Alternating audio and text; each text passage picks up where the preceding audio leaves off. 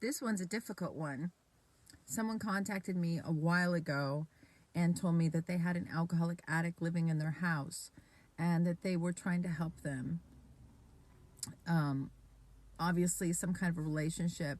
And he did finally get some help, and he went off to treatment, and now he's in sober living. And while the person that contacted me is very grateful, right, that this is complicated. This is hard, and you only understand this if you are an alcoholic addict or you're codependent. But she's very happy he's getting help, but he just cut off all communication. It's like he's just moved on with his life. He's probably going to be in the sober living for about a year. And she comes home every day and looks at the empty guest room that he was staying in, and feels lonely and kind of abandoned. I'm sure she feels used. And he's going on with his life. Now, this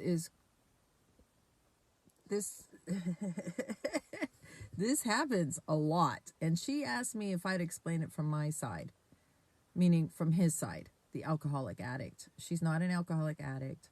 And it's so weird when I'm sitting here videotaping and people walk by me and I'm sitting here talking to you.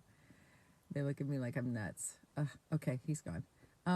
Anyway, she wanted me to explain from the alcoholic addict standpoint of how we could possibly just move on, right? How is it that he's not calling her and saying he misses her? And how can we do that? And God, I'm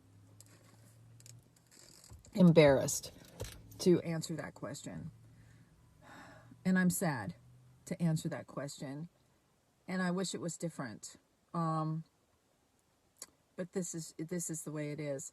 So people with alcoholism, like myself and this guy, are sick. We're mentally different. We suffer from an abnormal state of mind and body, like it outlines in the book. And so we think differently than most people do. When we're drinking and using, and our bodies are addicted, and we have to have that medicine to get well, right? It's not to get sick, it's to get well. So we have to have that drink or that drug, and we will do anything to get it. Now, it also makes us unemployable, homeless, needy. We become needy people. And to keep up, to survive, if you would, to survive and not die, we have to do all sorts of things to keep it going.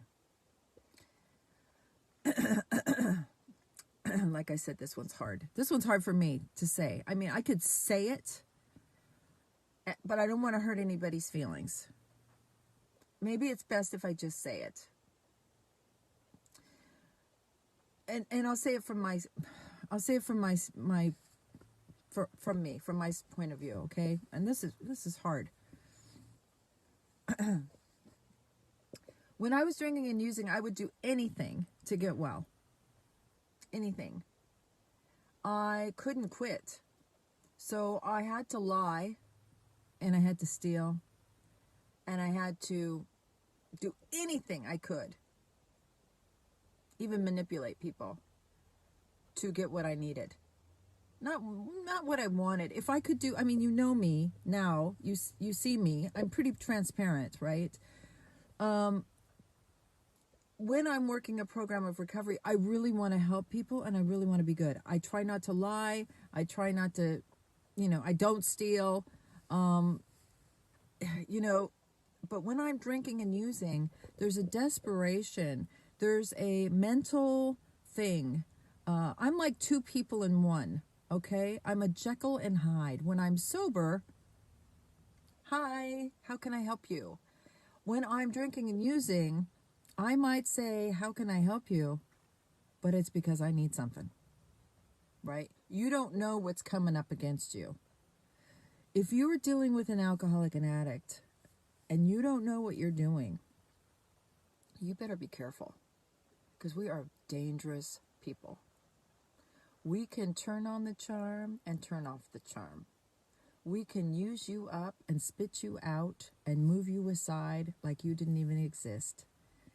If you run out of money or a place to stay, like if I moved in with you and I needed a place to stay, and so I'm your best friend, and you get evicted, well, fuck, I got no use for you anymore.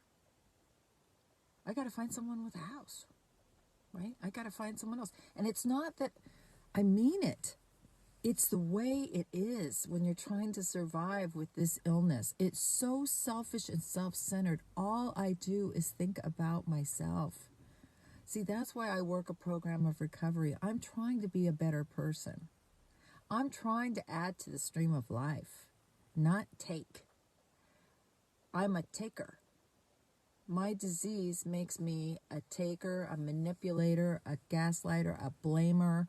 I will get what I want. And it doesn't matter who's in my way. So, and love's got nothing to do with it, okay? Love's got nothing to do with it. I wish you'd understand. I wish you would really get that. This isn't about love. If I could quit because I love somebody, I would have quit a long time ago. And because I've used you and you let me live in your house, and then you lost your house, so I left, doesn't mean I didn't like you. Of course I liked you. But you couldn't help me anymore. You couldn't help me survive and stay and maintain the level of sickness that I was at. So I'm going to dispose of you. It's very sad, and I have to try very hard, and I have to, I've had to distance myself from some relationships currently of people that I really love, because I could feel some kind of weird codependency thing start happening. It wasn't even Steven anymore.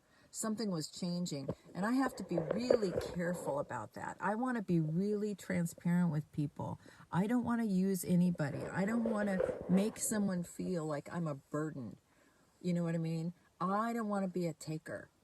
And this guy doesn't know. So you might be really mad that I'm saying this, that he used you. He was surviving. You really need to understand this is an illness. You might think it was love, but I don't think so. I don't think you even think it was love. If you think this is love and that you're heartsick, you're crazy. I'll tell you why. When you love someone, really love someone, you want the best for them, no matter what.